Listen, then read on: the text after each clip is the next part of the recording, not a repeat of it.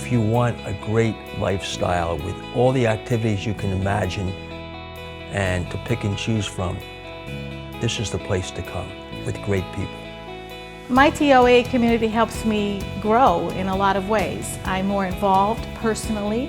I'm more willing to take charge. I've become more of an outgoing person now. I think it's kind of forced me. These people work together, they enjoy together, and I have to be part of it now. I'm beginning to realize this is really good.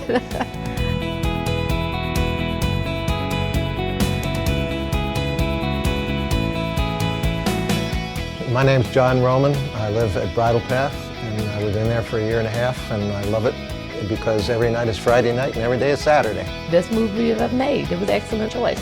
One day we were in the house and I was doing something, I just yelled out, "I love my house." He thought I was crazy. But it was just great. It's just great. We really love the place. When you're shopping for retirement, at some point you stop looking and you say, this is the place.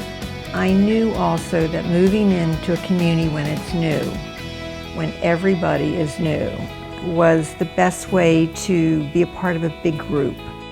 It has just enriched my life so much.